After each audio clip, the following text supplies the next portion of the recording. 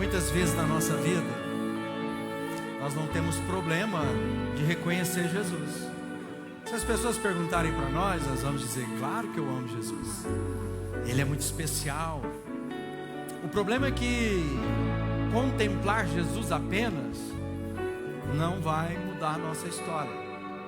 E tem muita gente que aprendeu a contemplar Jesus, a sua beleza. A gente canta sobre isso, ele é lindo, lindo, lindo é. A gente diz que ele é o bom mestre. A gente fala de Jesus no nosso coração, se alegra porque fala da humanidade, ele fala do cuidado, ele fala que ele se compadece das nossas dores, se identifica com nós.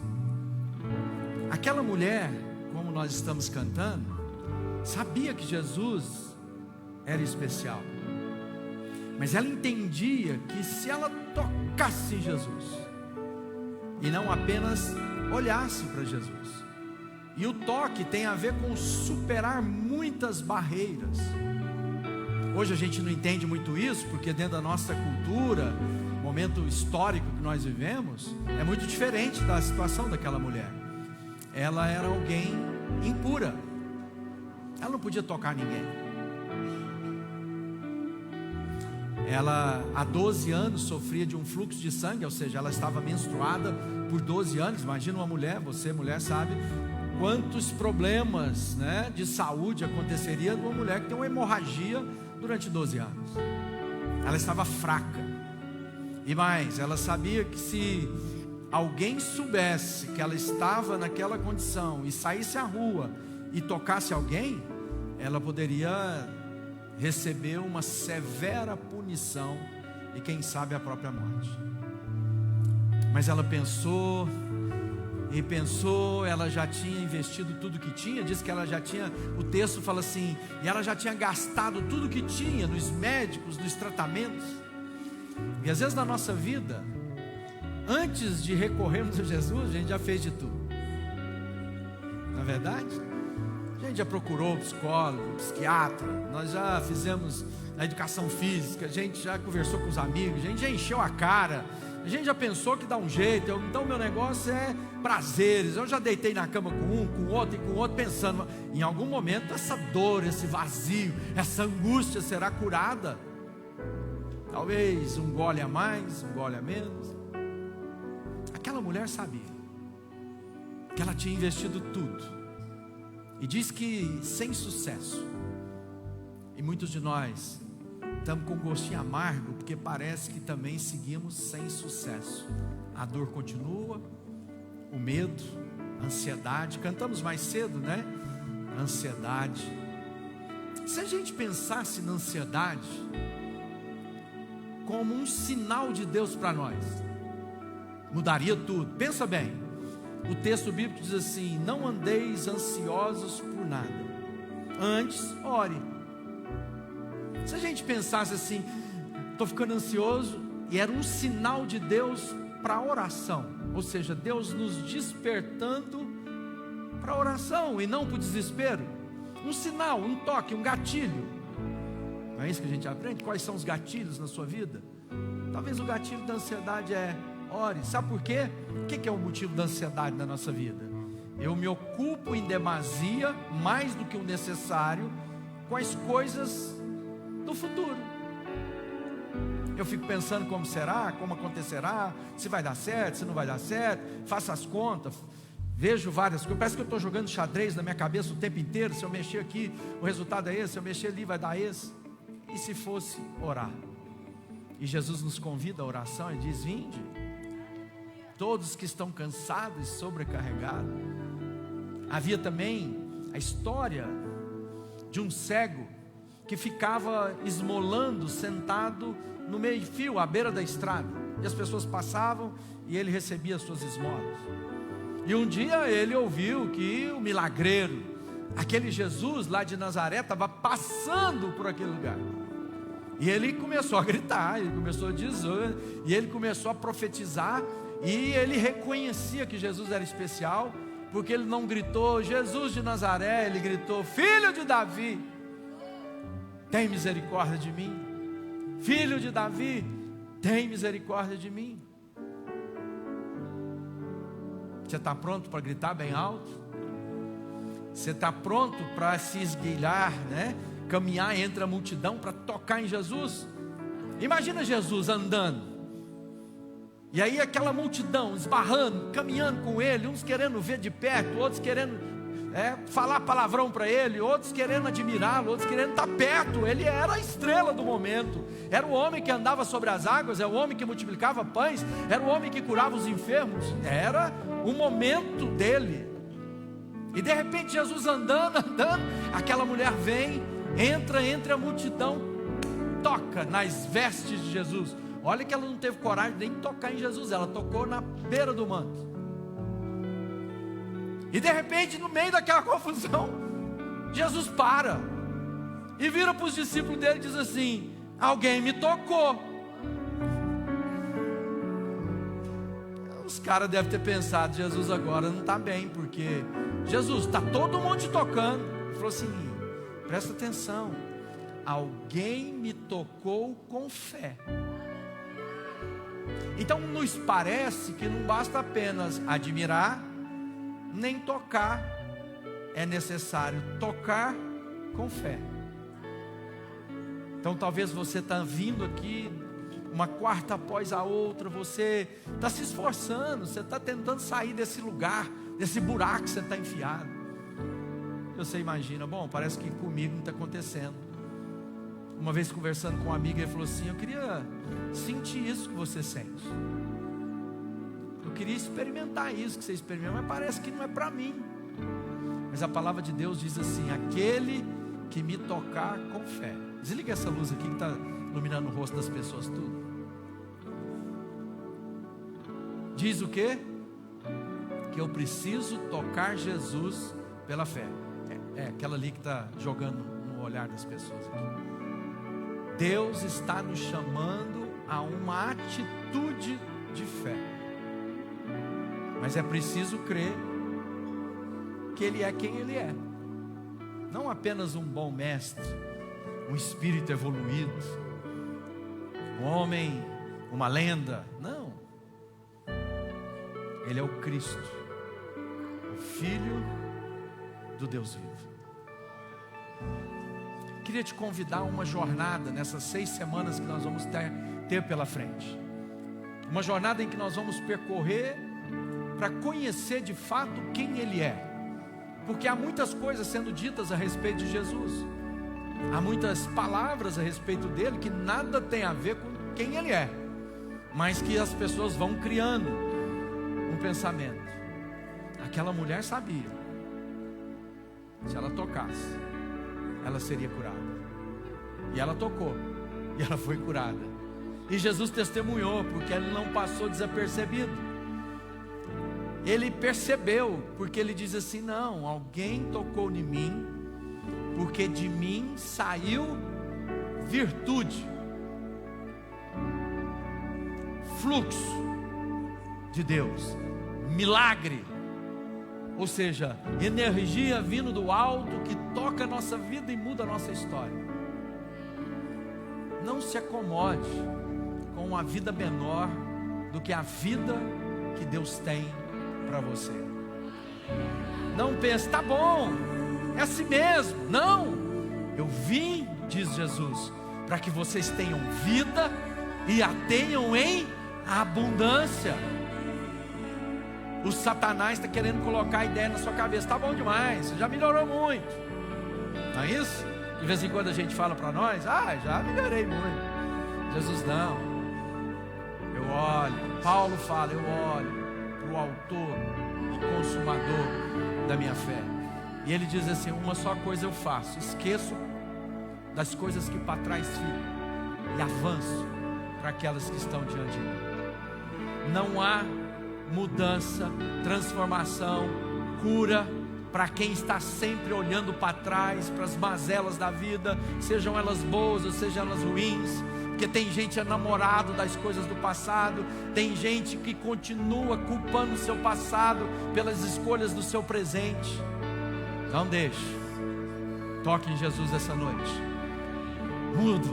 Muda a vida, muda os pensamentos, muda as ideias, muda as práticas, os hábitos. Remove da sua vida aquilo que desagrada o coração de Jesus e viva a vida que Ele tem para você. Aí o seu coração transbordará. E você vai dizer: eu amo o meu Jesus maravilhoso. Amém? Põe a mão aí na boca do estômago assim, ó. Pai, nós estamos aqui porque o Teu amor nos trouxe a esse lugar para mudar a nossa história. Obrigado porque hoje é o dia que o Senhor nos chamou para viver a vida que o Senhor tem para nós. E hoje, pela fé, nós queremos tocar na Tua vida, Jesus, tocar no Teu manto, tocar no Teu coração, para que o Senhor possa liberar sobre nós virtude, para curar os traumas do passado, para curar, Pai, os desajustes emocionais, para curar, Senhor, as coisas que vivemos que não param de ecoar na nossa mente, no nosso coração, com culpa, com medo, com pavor. Hoje seja a noite da divisão de água na nossa vida. Hoje seja a noite de transformação no nosso coração, que vai mudar o que falamos, que vai mudar o que desejamos, que vai mudar o que fazemos. Oh, Jesus.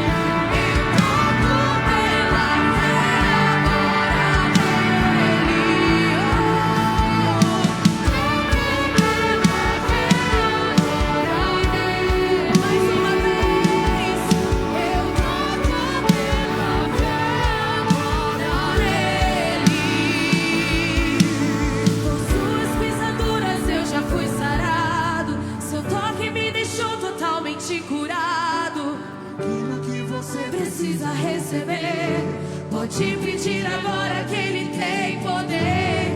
Ele cura você por dentro e por fora. Toca no seu corpo e também na alma. Ele é o caminho, a verdade, a vida, a cura. Ele é Jesus de Nazaré.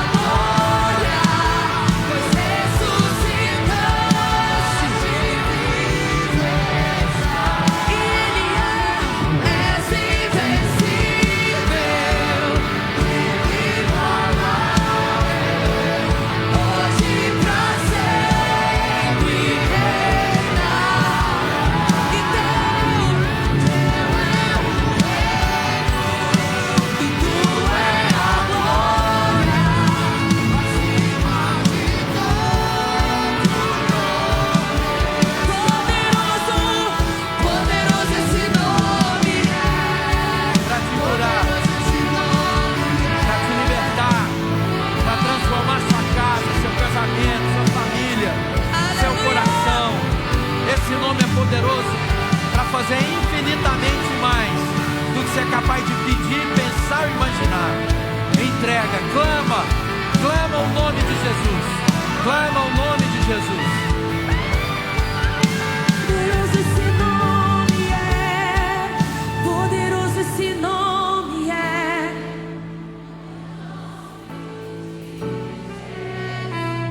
Hamilton.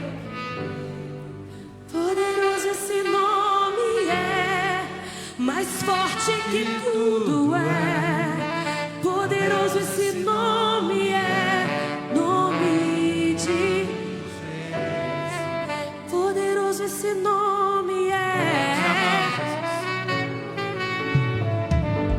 De Jesus.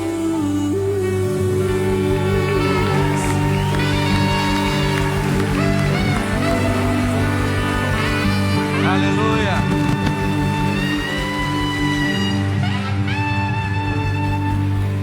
Glória a Deus.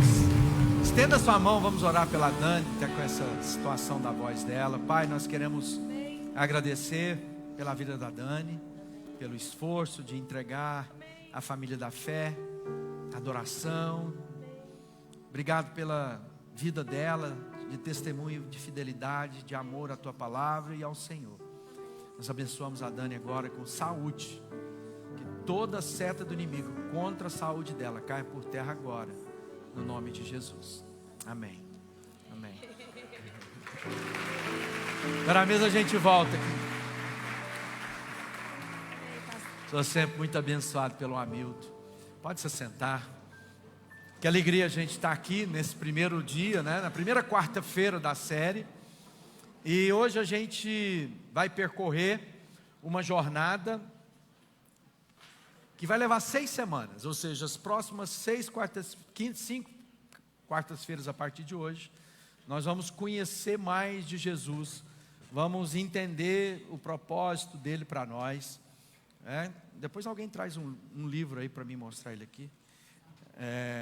Então nós estamos extremamente alegres, eu principalmente, porque esse talvez seja o tema mais importante para mim, né?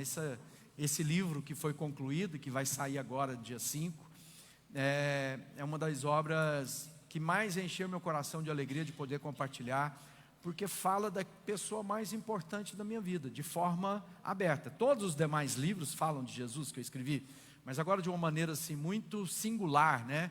A gente poder falar sobre os biógrafos de Jesus, falar um pouquinho sobre a história dele através dos evangelhos e depois daquilo que ele mesmo, né, nós encontramos nos próprios evangelhos, aquilo que é o testemunho a respeito dele, quando Jesus se refere a ele, e não aquilo que as pessoas diziam a respeito dele. O ponto é que nós vivemos em dias que a grande maioria das pessoas tem alguma ideia de Jesus, principalmente no nosso país, onde mais de 90% das pessoas vão se identificar como cristãs. As pessoas vão dizer, não, eu sou cristão, não é verdade? Mas se a gente saísse agora, ou talvez até aqui na saída do culto, e colocássemos a câmera, e perguntasse para cada um, define para mim, diz para mim quem Jesus é, nós teríamos respostas sinceras, na grande maioria, nós teríamos respostas importantes, mas teríamos também, quem sabe, respostas muito diferentes do verdadeiro Cristo que nós temos na Bíblia. Então o que a gente precisa fazer? A gente vai percorrer um caminho para poder nos ajudar a entender quem de fato Jesus é. Há um texto lá em Marcos, no Evangelho de Marcos, no capítulo 8, que diz assim: Jesus e os seus discípulos dirigiram-se aos povoados nas proximidades de Cesareia de Filipe. No caminho ele perguntou, quem o povo diz que eu sou? Ali estavam os discípulos mais próximos. Eles responderam, alguns dizem que és João Batista, outros Elias, ainda outros um dos profetas. E vocês, perguntou ele, quem vocês dizem que eu sou? Pedro respondeu, tu és o Cristo. Jesus os advertiu que não falasse a ninguém a seu respeito.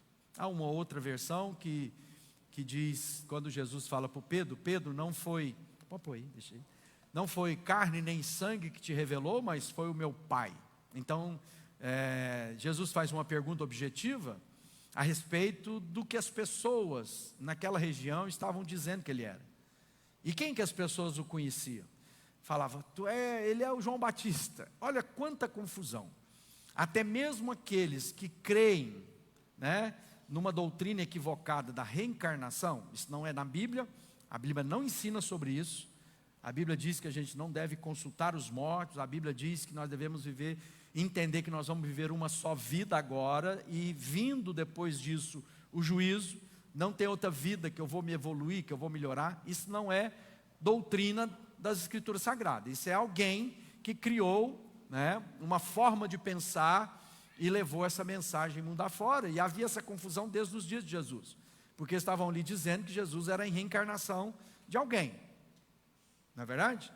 O interessante é que João Batista era contemporâneo de Jesus, ele era 6 meses mais velho que Jesus. Significa que não, mesmo numa doutrina equivocada como essa, é impossível uma mesma alma, uma mesma pessoa habitar em 2 corpos ao mesmo tempo. É necessário na cabeça deles lá morrer, encarnar de novo, e vir outro, e mais outras vezes. Alguém disse, não, o senhor é o Elias.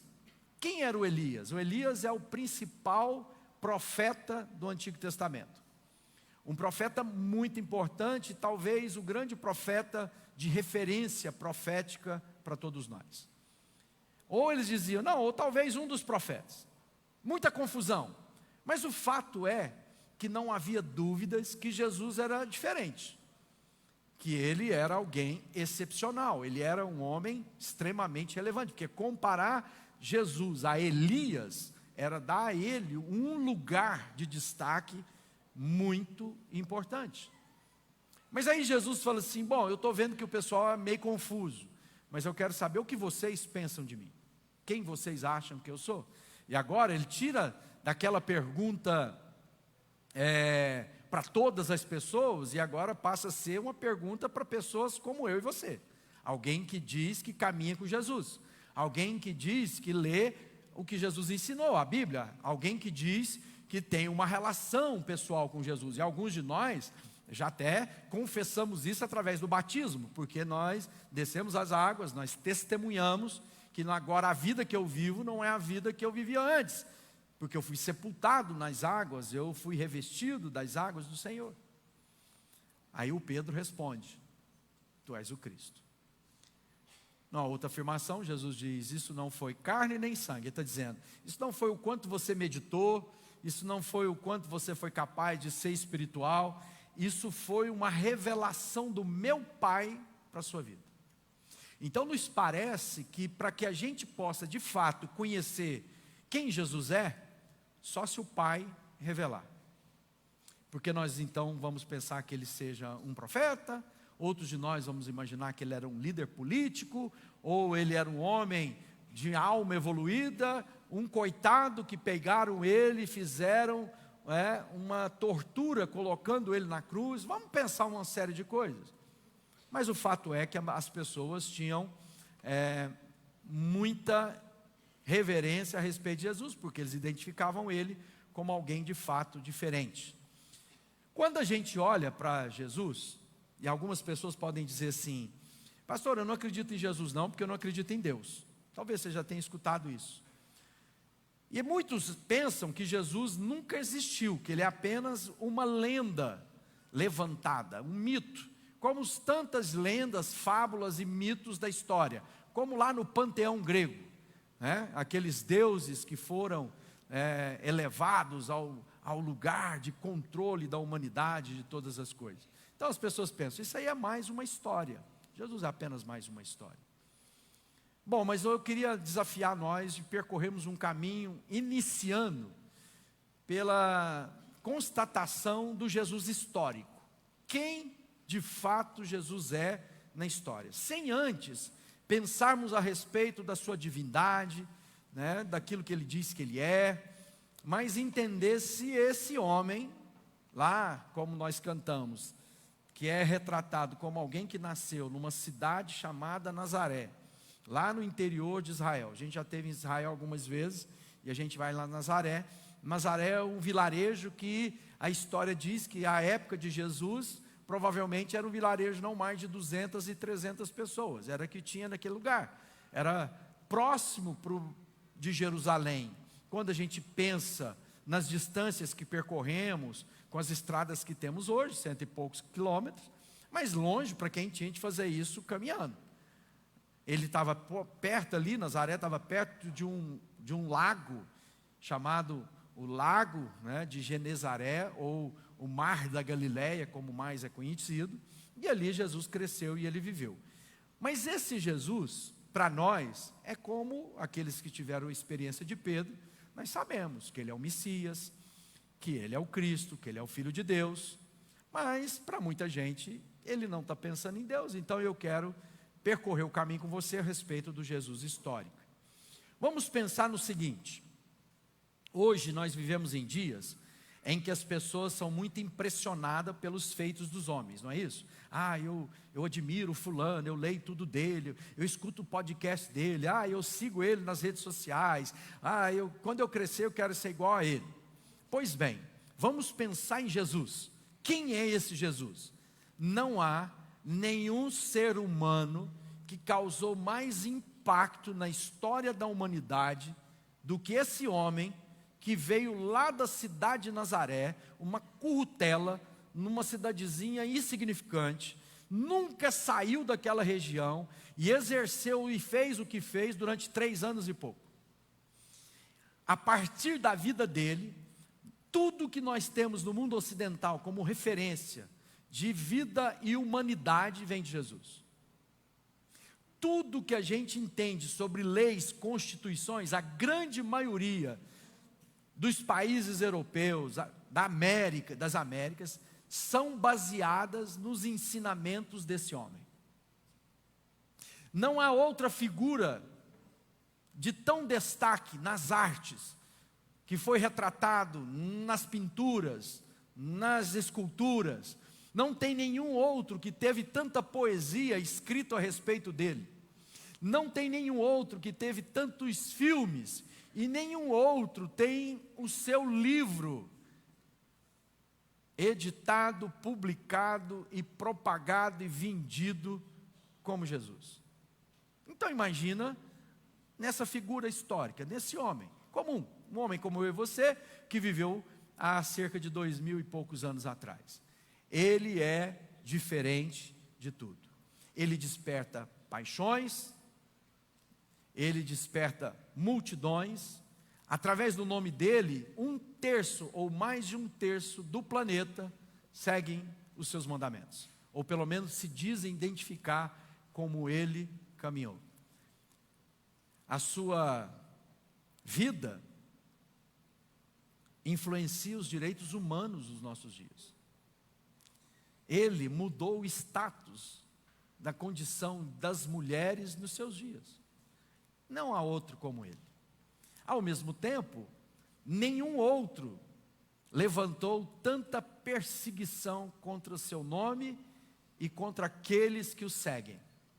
Você já parou para pensar que nós vivemos no século 21, ou seja, mais de 2000 anos depois da vida de Jesus, e hoje, nos nossos dias, em que nós estamos vendo toda essa celeuma do progressismo dizendo e trazendo o homem para o centro da conversação, nós nunca tivemos tantos cristãos sofrendo perseguições de morte, cadeias, açoites, como nos nossos dias. A perseguição que nós temos no mundo hoje é infinitamente superior do que aqueles primeiros cristãos sofreram nos dias de Jesus. Mas como a gente vive num país relativamente onde nós temos liberdade de nos expressar, nós estamos transmitindo para a internet, nós temos as músicas cantadas, as pessoas vão no seu esporte favorito, o seu atleta está lá testemunhando de Jesus. Então a gente imagina que isso não faz parte da história humana do nosso tempo. Mas não há nenhum outro seguidor que tenha sofrido tantas dores. Para vocês terem uma ideia, um dos países que mais perseguem cristãos hoje é a Índia. A Índia tem 230 milhões de deuses. classificados. Mas eles perseguem os seguidores de Jesus. Não faz sentido, porque podia dizer, é mais um entre tantos. Mas ele é diferente, porque ele cria uma situação que nenhum outro segue. Outro diz, porque ele diz, eu sou o caminho, a verdade e a vida. Não há outro caminho que leve ao Pai que não seja eu. Então isso confronta, isso nos alega, porque revela o caminho ao Pai. Ao mesmo tempo, confronta aqueles que não querem andar pelo caminho que ele propõe, que é ele mesmo. Então, quando a gente está pensando sobre isso, ainda temos aqueles que lá perto de nós estão confusos, porque dizem ser seguidores do Cristo e se envolvem em práticas que nada tem a ver, aliás, ofendem a cruz do Calvário. Nas suas práticas, nas suas feitiçarias, nas suas idolatrias, na sua presunção e arrogância humana, imaginando que são capazes de construir um caminho por si mesmo. Não há chance do maldito se tornar bendito pelo esforço próprio. Mas muitos de nós, ou muitos aí, não de nós, espero, estão tentando criar esse caminho. Então, quando a gente para meditar, nós vamos encontrar um Jesus maravilhoso. Mas ele é revelado a partir do momento que a gente entenda que ele existe. A palavra de Deus diz isso. É necessário, para agradar a Deus, necessita fé. E fé, eu preciso crer que ele existe. Não é verdade? Então fé em quê? Tem gente que tem fé na fé, que é pensamento positivo. Ele vai lá e fala assim, vai dar certo, vai dar certo, vai dar certo. E está tentando mudar realidades a partir de crer muito numa determinada coisa. Deus está nos levando para pensar sobre isso. Então a primeira coisa que nós vamos aprender, entendendo essa realidade, é que é preciso conhecer o Jesus da história. Mas quando a gente vai para a história, normalmente a fonte primária que nós temos da revelação de Jesus é o quê? A própria Escritura Sagrada, a Bíblia. Mas muita gente diz, mas esse livro é livro religioso.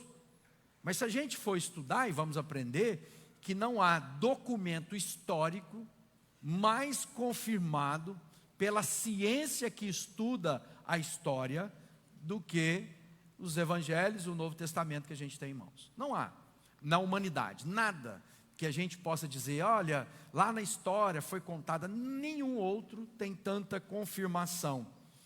E é interessante porque esse Jesus da história, ele começa uma jornada confrontando aqueles que deveriam conhecer o livro e viver pelo livro.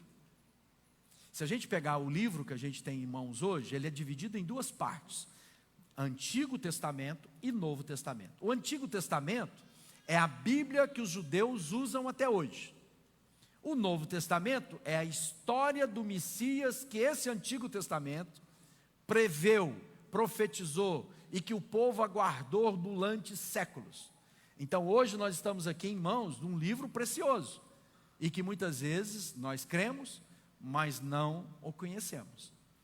Então quando a gente pensa sobre isso, nós vamos lá entender que havia naquela época um grupo de pessoas responsáveis para cuidar das Escrituras e ensinar o povo a respeito das Escrituras: os saduceus e os fariseus.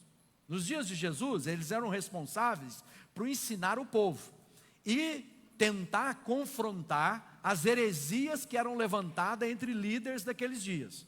Jesus não foi o primeiro que a multidão saiu atrás. Muitos outros se diziam, o Messias, o que Israel aguardava. E qual era o papel dos fariseus, principalmente? Confrontar, através das Escrituras, as práticas daquelas pessoas. Então Jesus estava sempre em confronto com aqueles homens, mas não era algo excepcional, era o papel deles. O único problema deles é que eles gostavam tanto da sua posição, dos seus ritos, das suas práticas religiosas, que aqueles que deveriam ser os primeiros a reconhecerem o Messias, foram aqueles que o rejeitaram e o condenaram. E Jesus foi muito firme e muito duro com eles. É interessante pensar que Jesus, ele era aquele que, com os pecadores, era gracioso. ele acolhia. Com os religiosos, ele era implacável.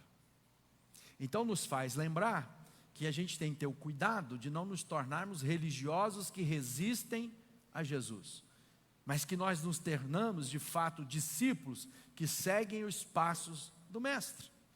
Porque quando nós conhecemos a Jesus, nosso coração se enche de alegria.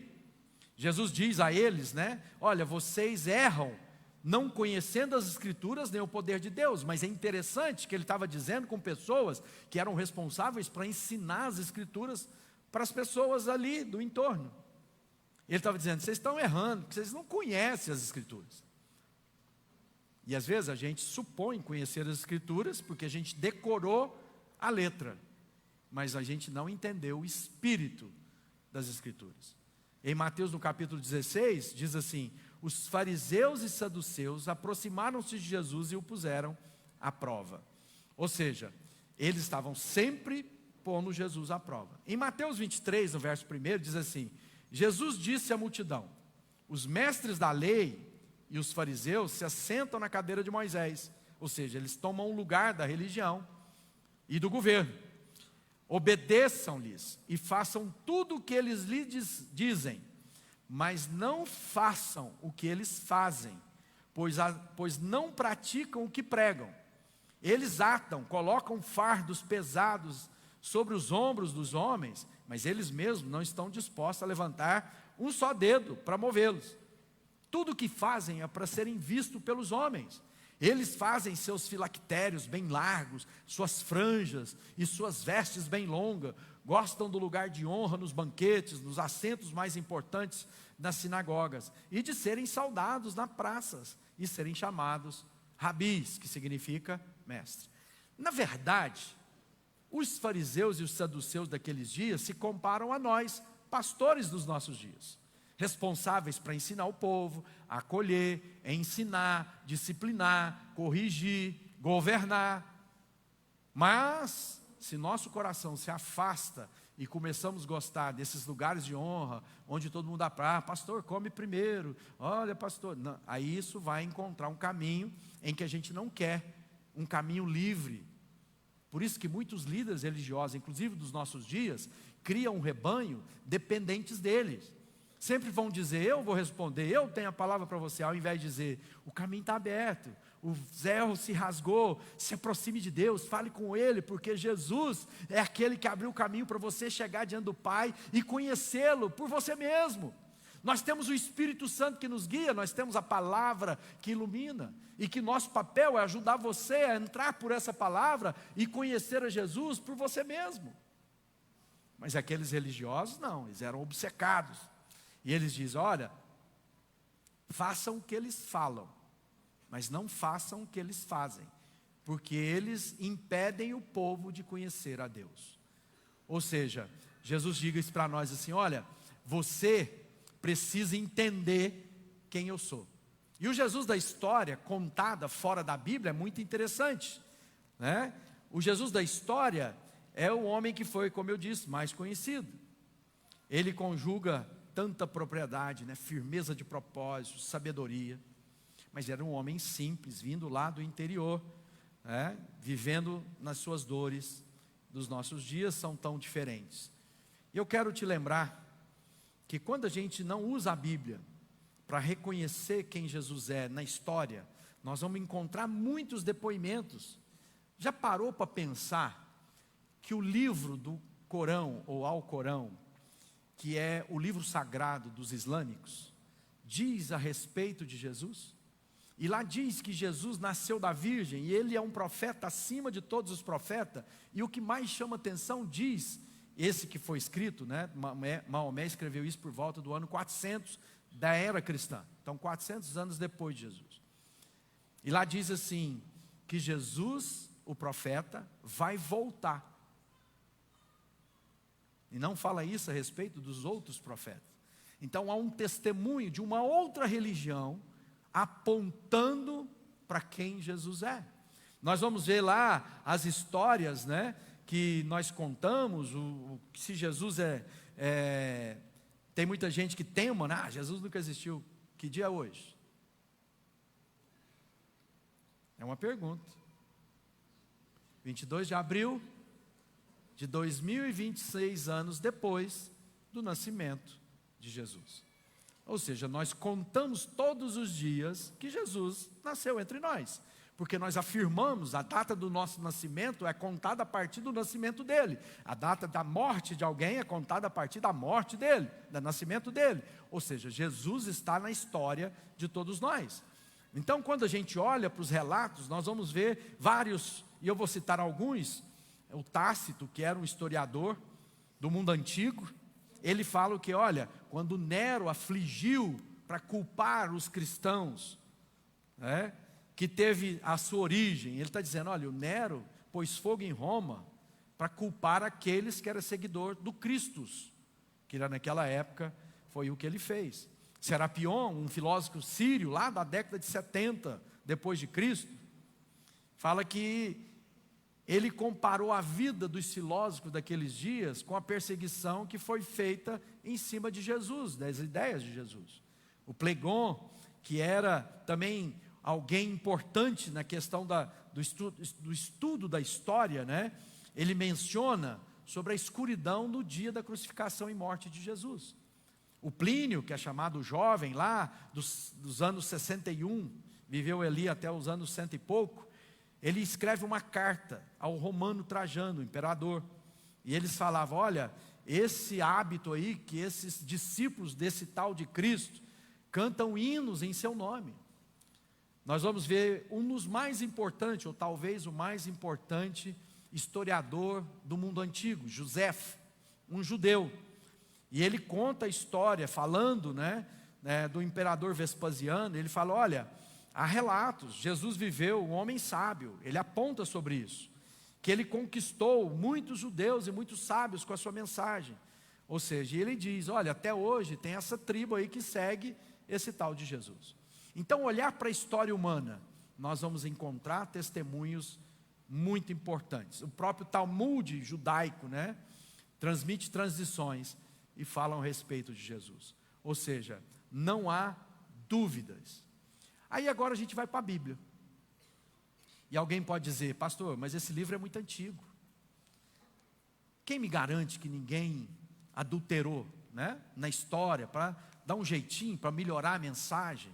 Tem algumas pessoas por aí melhorando o testemunho. Ele dá uma melhorada no testemunho dele, para ver se fica melhor de contar. Não é isso que aconteceu na Bíblia. Há uma forma, há uma ciência, quando a gente pensa em datar, em certificar um documento, um relato antigo. Como é que a gente sabe? Primeiro que naquela época não tinha o papel como a gente tem hoje. E o papel é frágil, não é isso? Se você tem um documento, quem está casado aí há mais tempo e vai lá pegar um documento que você nem mexe nele, certidão de casamento, está guardado dentro de um plástico, dentro de uma pasta. Aí depois de uns anos você vai pegar ele, parece que esfregaram ele, que puseram no sol. Ele desfaz por si mesmo. Tem gente que guardou recibo, naqueles recibos que é térmico, que a impressora, olha que pega lá só tem um papel, já perdeu e estava escrito.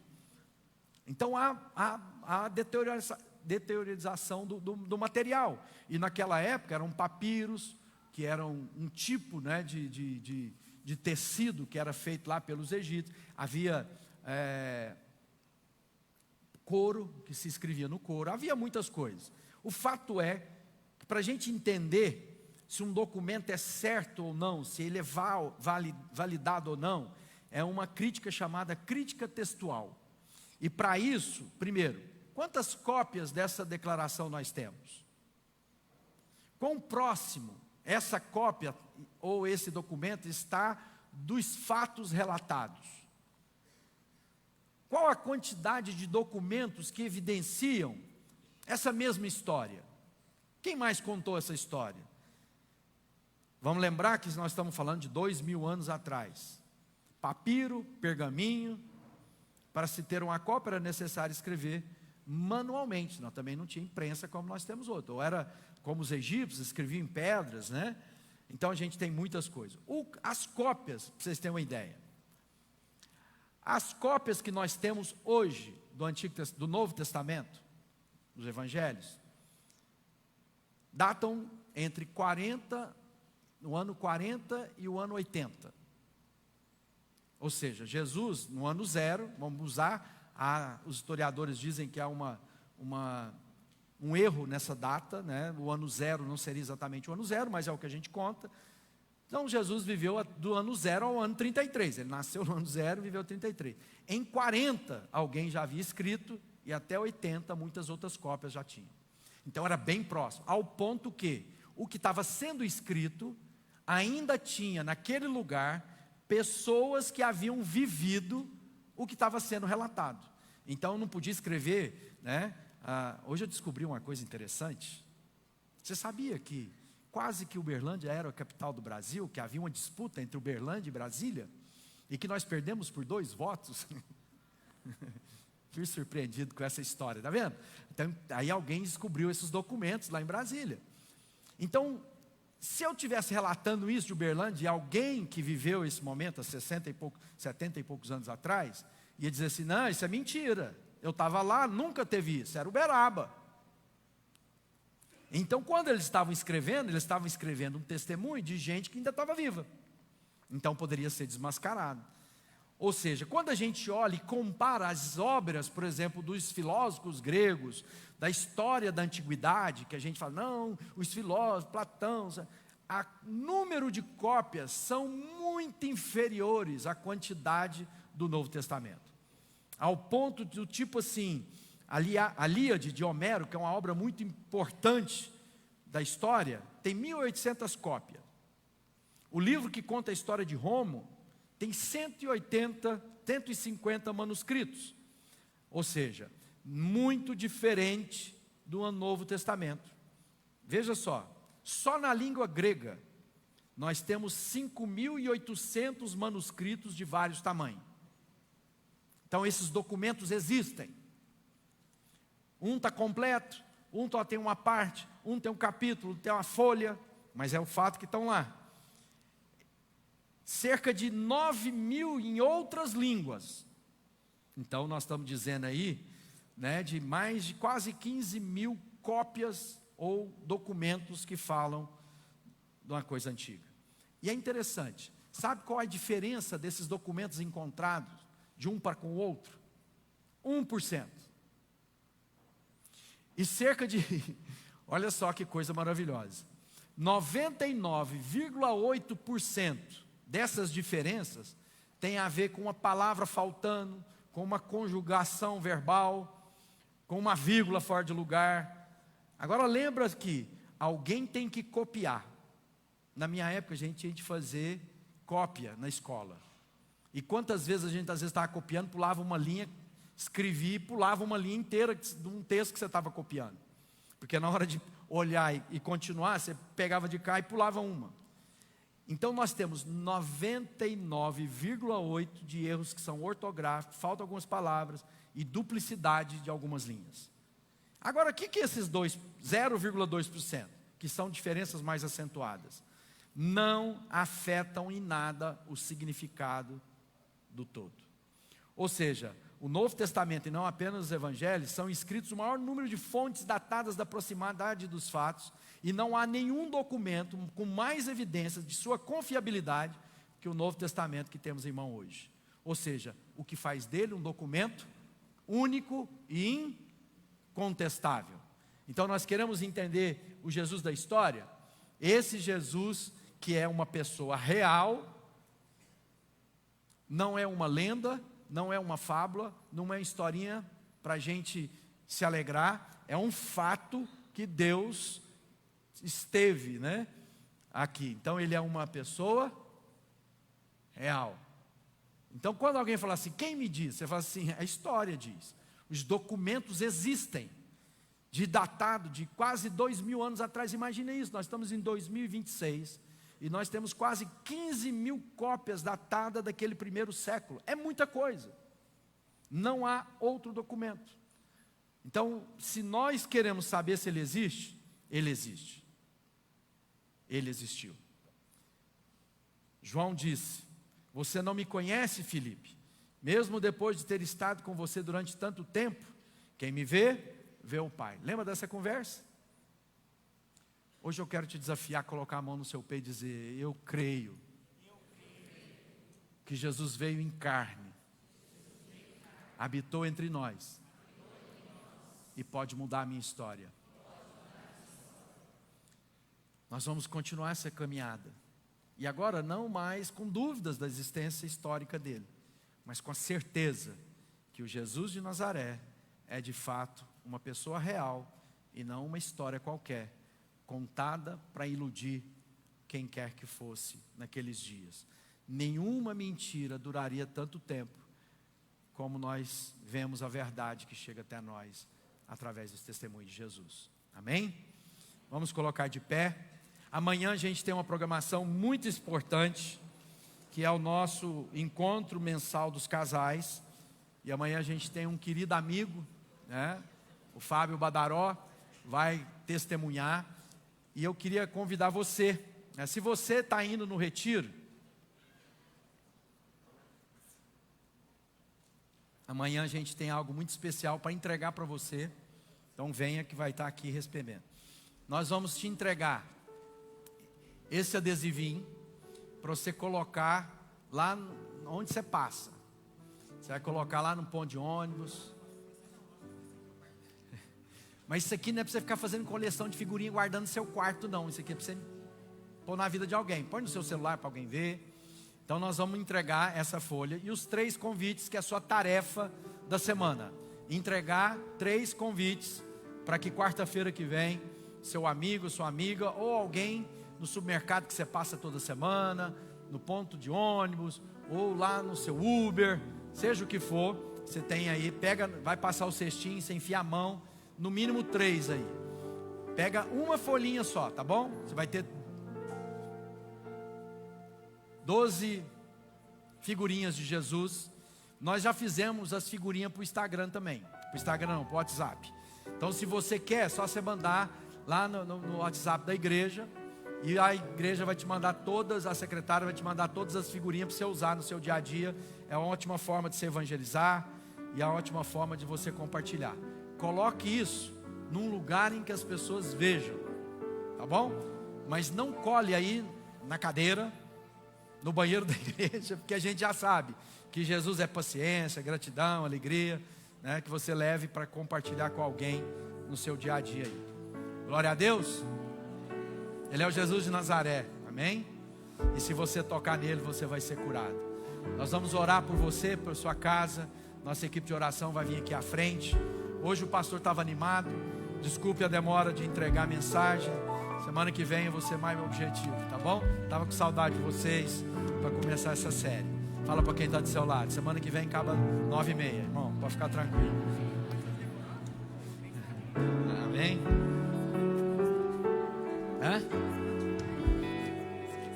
Lá no Spotify tem as músicas da Dani. Então você pode seguir ela lá também no Spotify. Tem essa lá, né? Depois de anos, né? Eu quero dizer o seguinte: há uma batalha espiritual a respeito dessa série. Domingo eu estava lá em Goiânia, onde eu ministrei lá nos nossos 2 horários de culto. E a irmã que conduz o louvor, ela estava muito doente. Ela ficou muito enferma. E não tinha outro para substituir ela. E ela foi no sacrifício. Eu abracei ela no final e falei: obrigado pelo seu esforço. Porque ela estava cantando canções que era ministrar para ela mesma, que ela estava enfrentando dores muito profundas na alma dela. Então eu louvo a Deus pelo esforço da Dani hoje, toda a equipe que tem feito o melhor para entregar, né? Quando você postar alguma coisa, marca a igreja, compartilhe o que está lá nos nossos álbuns do Instagram para levar essa mensagem, porque Jesus é maravilhoso. Dia 5, temos muita surpresa, numa terça-feira. Venha estar com a gente e você vai ficar surpreendido com aquilo que nós preparamos para apresentar um novo livro aí, tá bom? Levanta a mão bem alta. E os jovens vão fazer um retiro, estão vendendo galinhada para poder levar quem não pode pagar. Então compra a galinhada, gente, amém? De manhã, vem no culto de manhã e já não precisa fazer almoço, entendeu? Já leva a galinhada? Já leva para cá. Então você vai pegar o Malmitex aqui, gente. Levanta a mão e fala assim: obrigado, Jesus. Aleluia. Porque tu és maravilhoso, príncipe da paz, Deus poderoso, E assim eu sou o que a Bíblia diz que eu sou, o que a Bíblia diz que eu posso, Aleluia. o que a Bíblia diz que eu tenho. Que o amor do Pai, a graça de Jesus, as consolações do Espírito sejam sobre a sua vida. Tenha uma semana linda, maravilhosa. A gente se encontra domingo ou quarta-feira.